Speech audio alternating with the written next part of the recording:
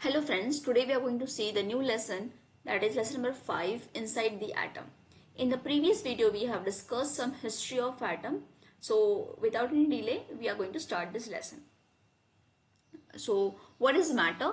Matter जो है वो सब मैटर इज समथिंग जो हमारे सराउंडिंग में कोई स्पेस ऑक्यूपाई कर रहा है और it is having some mass, that is nothing but the matter.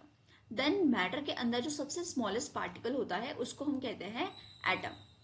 Smallest unit of matter क्या है फिर? तो एटम जो है वो सबसे स्मॉलेस्ट यूनिट है मैटर का. Is atom. एटम एक स्मॉलेस्ट पार्टिकल है एलिमेंट का जो अपनी केमिकल आइडेंटिटी, अपना केमिकल जो भी उसके प्रॉपर्टीज है वो चेंज नहीं करता है in any of the physical और केमिकल चेंजेस.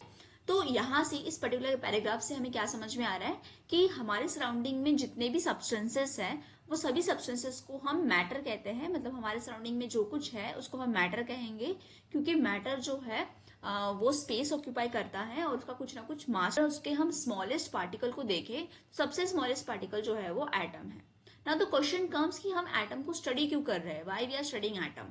क्यों? बिकॉज अगर हमें मैटर को, हमारे सराउंडिंग जो सब्सटेंसेस है इनको अगर हमें समझना है, इनके इंटरेक्शंस को अगर हमें समझना है, तो उसके लिए हमें सबसे फंडामेंटल पार्टिकल जो है उसको समझना बहुत ज्यादा जरूरी है.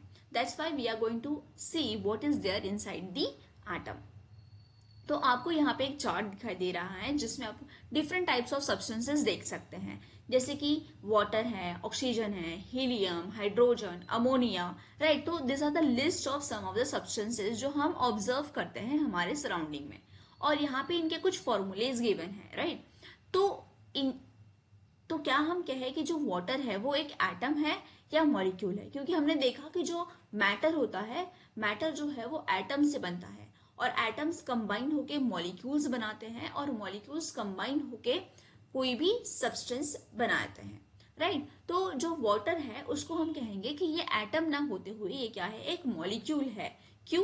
क्योंकि जो मॉलिक्यूल है, इस मॉलिक्यूल के अंदर दो टाइप्स के हमें एटम दिखाई दे रहे हैं. एक है हमारा हाइड्रोजन और दूसरा है ऑक्सीजन. तो यहाँ आप देख सकते हो, क्या हमारे फॉर्मूले में एटम प्रेजेंट है, क्या वो एक मॉलिक्यूल है, क्या उसके अंदर single types of atoms present है या different types of atoms present है. तो हमें पता है वाटर एक मॉलिक्यूल है और उसके अंदर डिफरेंट टाइप्स के एटम प्रेजेंट है, जैसे कि हाइड्रोजन और ऑक्सीजन. तो इसको हम एलिमेंट ना कहते हुए हम उसको कहेंगे कंपाउंड. एलिमेंट का मतलब होता है अगर कोई ऐसा एटम या फिर ऐसा कोई मॉलिक्यूल जिसके अंदर एक ही टाइप के एटम प्रेजेंट है तो उसको हम कहेंगे एलिमेंट. लेकिन अगर कोई ऐसा सब्सटेंस है जिसके अंदर दो या दो से ज्यादा टाइप्स के एटम प्रेजेंट है तो उसको हम कहेंगे कंपाउंड. सो वाटर, क्योंकि उसमें डिफरेंट टाइप्स के एटम है, हाइड्रोजन है और ऑक्सीजन, इसलिए हम उसको कैटेगराइज करते हैं an compound element. Can you tell me about hydrogen? So hydrogen is again H2, मतलब दो हाइड्रोजन होने की वजह से हम उसको मॉलिक्यूल कहेंगे. ओके, सो दो हाइड्रोजन होने की वजह से we will call it as a molecule. Then it is a single type और डिफरेंट टाइप्स, तो yes it is a single type, इसीलिए हम उसको एलिमेंट भी कहेंगे. Then you can see ammonia.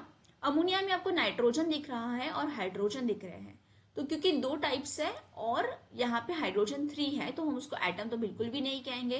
तो ये हो गया हमारा मॉलिक्यूल. उसके बाद दो डिफरेंट टाइप्स होने की वजह से हम उसको डिफरेंट टाइप्स की कैटेगरीज में डालेंगे. नाउ एलिमेंट तो बिल्कुल नहीं आएगा क्योंकि एलिमेंट में सिंगल टाइप होता है, इसलिए वो जाएगा कंपाउंड वाली कैटेगरी में.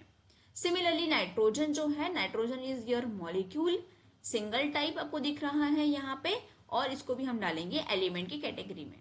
देन कार्बन और हाइड्रोजन यहाँ आपको दिख रहा है, तो ये भी हो गया आपका मॉलिक्यूल, क्योंकि ये दो डिफरेंट टाइप्स है तो इसको डिफरेंट टाइप्स के एटम में डालेंगे और ये बन गया आपका compound.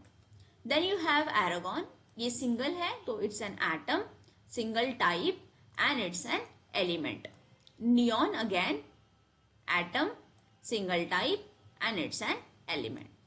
Chlorine, so you can see chlorine जो है वो क्या है, तो एक ये आपके लिए मैं छोड़ती हूँ, this is for your homework, so you have to complete that last check. I hope कि आपको इसको किस तरह से फील करना है इस टेबल को, उसकी आइडिया आ गई होगी, right. Now let's see what is given in the your next question. कुछ हिस्ट्री गिवन है एटम की जो कि हमने ऑलरेडी डिस्कस कर चुके हैं, कुछ ब्रीफ हिस्ट्री हमने डिस्कस की है, लेकिन let's discuss over here again. Indian philosopher थे Kanada in the 6th century BC. उन्होंने हमें बताया कि जो हमारा मैटर है वो, उसको डिवाइड तो हम कर सकते हैं, उसको हम ब्रेक कर सकते हैं, लेकिन उसका एक एक स्टेज आएगी, एक लिमिट आएगी, उसके बाद हम मैटर को डिवाइड नहीं कर सकते। तो for example if I have taken the chalk और एनी कोल, तो coal is nothing but it is occupying some space in the surrounding, तो हम उसको कहेंगे कि वो एक मैटर है, राइट। लेकिन अगर हम कोल को डिवाइड करते जाए या फिर चॉक को अगर हम ब्रेक करते जाए, तो एक ऐसी स्टेज आएंगी जब उसको हम फर्दर डिवाइड नहीं कर सकते। तो कन्नड़ का कहना था कि मैटर को डिवाइड करने की एक लिमिट है, जिसके बाद आप उसको डिवाइड नहीं कर सकते। तो स्मॉल पार्टिकल्स में जब आपने उसको डिवाइड कर दिया और हमें जो सबसे छोटा पार्टिकल मिला, उसको उन्होंने नाम दिया परमाणु। उसका मीनिंग होता है कि स्मॉलेस्ट पार्टिकल।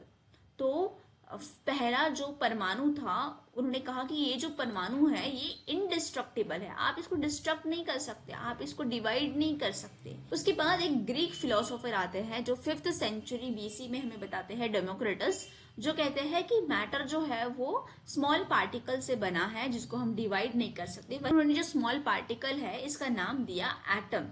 एटम जो कि आता है ग्रीक लैंग्वेज में, इसको कहते हैं हम एटोमस, जिसका मीनिंग होता है कैन नॉट बी कट, मतलब आप उसको फर्दर कट नहीं कर। इसके बाद फिर और बहुत सारे थ्योरीज बनी जहां पे एटम को, इसका एटम जो है उसके इनसाइड में क्या है, उसका स्ट्रक्चर कैसा होगा, इसके बारे में बात की गई। तो पहली थ्योरी जो निकल के आती है वो होती है Dalton's atomic theory. In the year of 1803 AD में एक ब्रिटिश साइंटिस्ट थे जॉन डाल्टन, उन्होंने अपनी थ्योरी बताई। और ये सबसे पहली थ्योरी थी जिसमें एटम के बारे में बात किया गया। लेकिन उन्हें कुछ नया फिर से नहीं बताया है, उन्होंने हमें बताया कि जो मैटर है वो एटम से बना है, और एटम्स जो है वो इनडिविजिबल होता है, उसको हम डिवाइड नहीं कर सकते, और इनडिस्ट्रक्टिबल भी है, उसको हम फर्दर डिस्ट्रक्ट नहीं कर सकते बाय एनी मीन्स।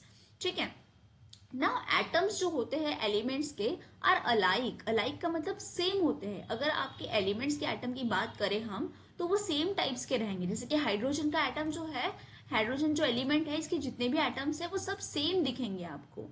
हीलियम के जितने भी एटम्स है वो आपको सभी के सभी सेम दिखेंगे, right. While the different elements have different atoms with different mass. लेकिन अगर हम दो डिफरेंट एलिमेंट्स की बात करें, जैसे कि मैंने अगर कार्बन ले लिया, तो कार्बन का जो एटम रहेगा और हाइड्रोजन का जो एटम रहेगा, इनके इनके अगर हम एटम की बात करें, तो इनके एटम जो है, इनका जो मास है वो डिफरेंट रहेगा, इनका स्ट्रक्चर जो है वो डिफरेंट रहेगा, उनका साइज जो है वो डिफरेंट रहेगा। तो ये तीन डिफरेंट एलिमेंट्स हो गए। तो तीन डिफरेंट एलिमेंट्स के जो एटम रहेंगे वो भी क्या रहेंगे, डिफरेंट रहेंगे। ऐसा किसका कहना था, डाल्टन्स का कहना था। और उनका ये भी कहना था कि इनके मास भी डिफरेंट रहेंगे, मतलब इनका साइज, स्ट्रक्चर, ये सब डिफरेंट रहेंगे। ओके ना, प्रेजेंट किया था, तो आपको यहाँ देख सकते हो ये उनका एटम है, और उन्हें कहा कि ये सॉलिड बॉल है और इसके अंदर कोई दूसरा इंटरनल स्ट्रक्चर एग्जिस्ट नहीं करता। बट द एटम जिस तरह से डाल्टन ने डिस्क्राइब किया था, turns out to be hard solid sphere with no internal structure. ठीक है, तो उसका कोई इंटरनल स्ट्रक्चर नहीं है, राइट। एंड डाल्टन का ये कहना था कि जो उसका मास होता है वो यूनिफॉर्मली डिस्ट्रीब्यूटेड है, मतलब जितना भी मास है वो पूरा यूनिफॉर्मली डिस्ट्रीब्यूटेड है। पूरी बात जो है वो डिस्कवरी होती है इलेक्ट्रॉन्स की, यानी निगेटिवली चार्ज पार्टिकल्स की। और ये किसने डिस्कवर किया था, जे थॉमसन ने। जे थॉमसन ने निगेटिवली चार्ज पार्टिकल यानी इलेक्ट्रॉन को डिस्कवर किया, और उनका कहना था कि atom has a mass 1800 times less than an hydrogen atom. तो ये जो निगेटिवली चार्ज पार्टिकल है वो एटम के अंदर है, और उसका जो मास है वो 1800 टाइम्स लेस है देन हाइड्रोजन एटम। और बाद में इस पर्टिकुलर निगेटिवली चार्ज पार्टिकल को हमने इलेक्ट्रॉन भी कहा। So common substances are usually electrically neutral. Obviously, the molecules of substance and atom which combine should be electrically chemically neutral. तो अगर इलेक्ट्रॉन है और उसका निगेटिवली चार्ज पार्टिकल है, then how is an atom electrically neutral. कैसे possible है कि अगर उसके अंदर निगेटिवली चार्ज पार्टिकल प्रेजेंट है तो एटम न्यूट्रल कैसे है। अगर निगेटिवली चार्ज पार्टिकल है तो फिर कुछ पॉजिटिवली चार्ज प्रेजेंट भी होगा, राइट। तो यहाँ से फिर उन्होंने इस पर्टिकुलर चीज को एक्सप्लेन करने के लिए थॉमसन ने अपनी थ्योरी बताई, और उसको उन्होंने कहा plum pudding model of atomic structure.